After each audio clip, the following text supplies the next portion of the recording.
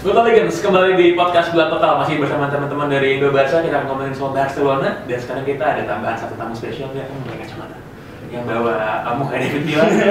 Selamat untuk Mas Koy. Oh, Mas Koy. Apa kabar? Baik. Oke, Oke, kita mulai dari David Villa dulu deh. Ini karena udah dibawa-bawa gini, mungkin kalau nggak dibahas kayak sayang. Kenapa suka banget sama David Villa? Please jangan bilang ganteng. Ya, semua orang tahu kalau dia ganteng. Selain dia ganteng, main bolanya oke.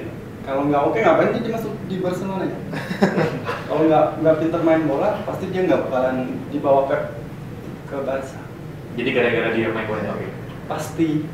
Dan dia kontribusi dia ke Barca juga bagus kan selama ini. Selain ke Barca ke Spanyol apalagi. Iya, juara Eropa ya. Ya, top scorer dunia ya. Top scorer. Berarti waktu musim lalu David Villa cedera kan pas main di Jepang pas turnamen Iya. klub itu, Iya. itu berpengaruh banget dari ke permainan Barca makanya mereka maju juara.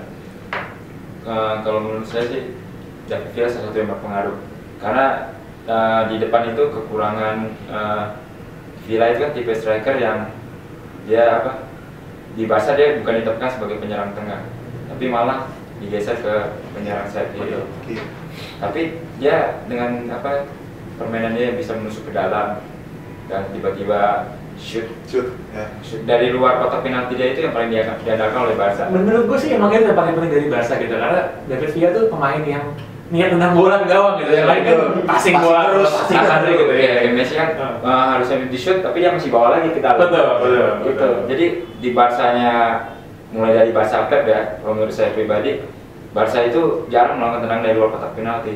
Tapi zamannya Rijkaard itu banyak sekali menendang luar kotak penalti seperti Deco, Marquez, si Xavi juga beberapa kali, Ronaldinho.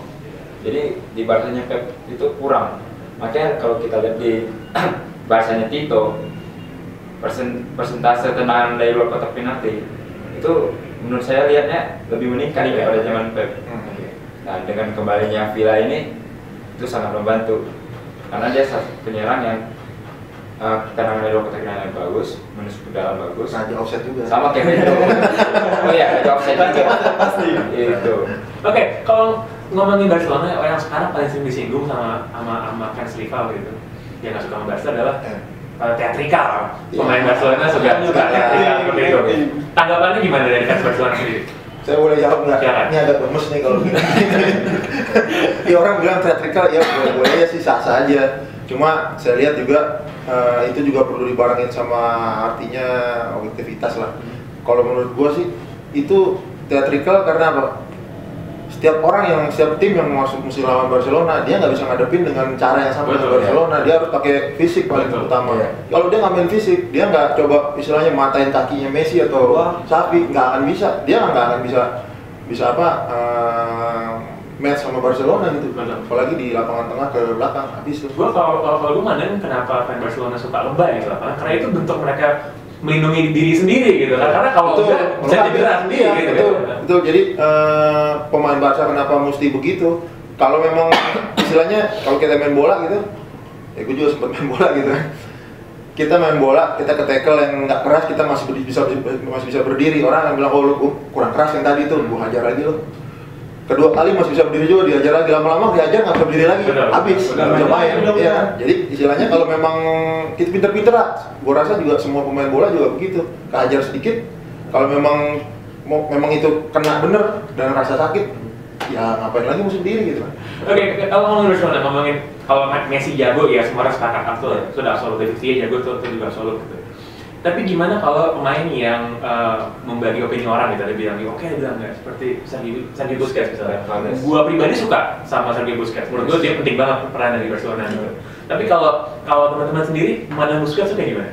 Kalau gue melihat dari fans Barca yang gue lihat ya, mereka banyak yang meragukan kemampuannya si Valdes dan si Busquets. Karena mereka dua itu penting banget dalam pola permainan Barca. Si Victor Valdes, si goalkeeper. Dia itu dulu dimasukkan ke La Masia menjadi seorang goalkeeper, itu dia nggak suka, dia nggak tahan menjadi seorang kiper, sampai dia nangis. Tapi dengan dorongan dari orang tuanya, dia sempat keluar, kalau nggak salah dia terus dimasukin lagi oleh orang tuanya ke La Masia, tetap menjadi seorang goalkeeper. Akhirnya sering proses, walaupun awal-awal dia sering blunder, zaman-zamannya Rijkaard, Tapi perlahan dengan masuknya Pep juga dan pelatih kiper baru, dia menjadi kiper yang luar biasa. Jadi orang bilang Casillas emang terbaik di dunia, tapi Valdes adalah kiper yang paling cocok untuk Barca. Iya, karena kalau dilihat Valdes itu bisa mendistribusi bola gitu kan, karena dia jarang banget tendang bola ke depan jauh. Mungkin dia bisa menjadi seorang sweeper ya. Betul. Sampai Gitu, memulai serangan atau tidak langsung buru-buru langsung mau ke depan, di belakang dulu. Jadi gua rasa Valdes itu penting banget. Sedangkan untuk Busquets sendiri ya, terlepas dia emang suka kadang-kadang lebay gitu ya. Iya, pergi sama Thiago Motta pas di trailer. Iya, lupa ya. Iya.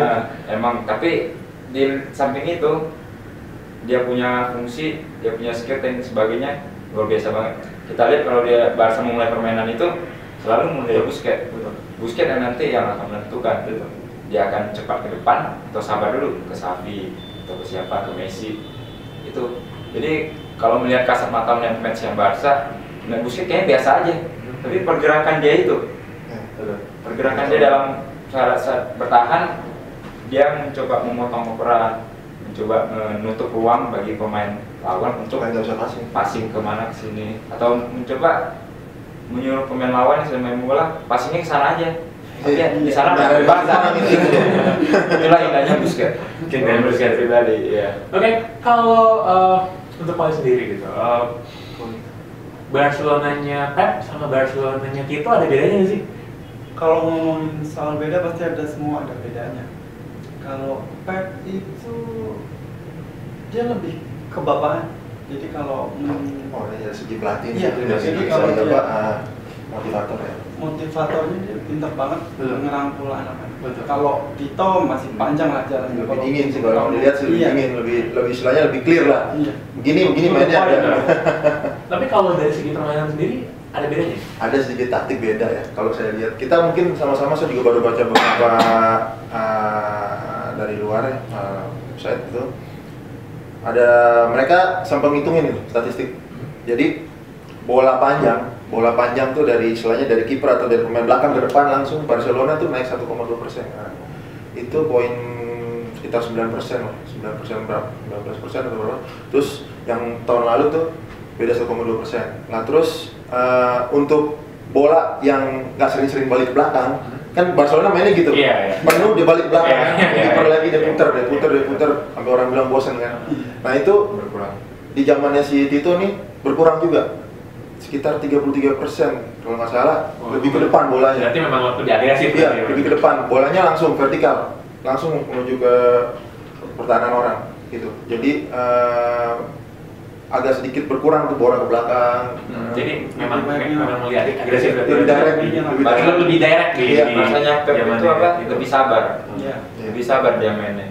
Terus kalau dibandingin Barca Tito sekarang permainannya lebih cepat ke depan, bola lebih cepat, dan dia benar-benar Tito benar-benar memanfaatkan lebar lapangannya, benar-benar ke sini. Makanya kalau di Barca Pep memanfaatkan penyelesaian juga lebar lapangan, tapi di Tito ini cepat, jadi bola langsung ke depan ke sayap. Itu makanya orang mungkin ada fan Barca mungkin yang mengatakan wah Barca yang Tito lebih seru ditonton, dan juga beberapa pertandingan terakhir sering melakukan comeback, dan itu jarang banget di zamannya Barca Pep, jarang banget. Udah kalah ya udah.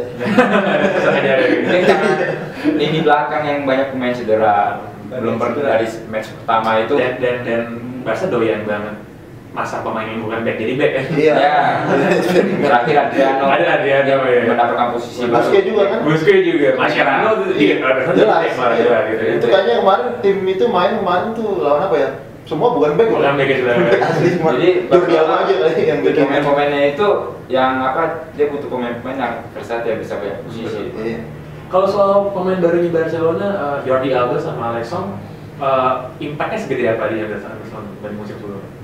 Kalau saya melihat sih baru Jordi Alba ya, karena Jordi Alba juga mantan La Masia, Main timnas juga. pemain timnas Calonnya jadi terbaik dunia menurut gue sih. dan dia sudah mengerti lah permainan Barca itu gimana, dan juga di timnas dia klop banget kayak di Piala Dunia Piala Eropa terakhir, dia klop banget dengan si Iniesta. Oh iya, Di sebelah kiri kan. passingnya pas boleh Alba itu pas final tuh. Iya. Satu lagi mungkin tuh dia jantungnya 2 kayaknya. Nah, Nggak ada Jadi sebenarnya kalau kita di kiri bikin serangan juga, kan dulu di kanan Alves sering kan, karena Alves terkendala cedera aja kan, sering off inilah.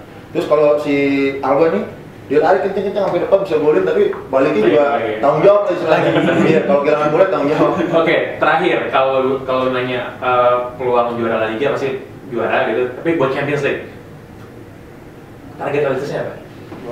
Juara juga Pasti, karena ini di Wembley juga finalnya nanti. Sama kayak 2 tahun lalu juara gitu. 2 tahun lalu dan tahun 92 Pas juara pertama juara pertama kali. Oh, Iya, jadi juara juara La Liga, Triple Wembley ya. juara La Liga, juara Champions League. Copa aja kalau bisa. Pokoknya kalau bisa semuanya semuanya di satu. Oke, Bawa pulang. thank you teman-teman dari Indonesia atas ngobrol-ngobrolnya. Ya, thank you juga. Fiskal mereka. Bisa bahasa, bisa Catalunya. Oke, jangan lupa klik bulatotal.com dan follow Twitter @bulatotal. Gue Pangeran Syahar. Bye bye.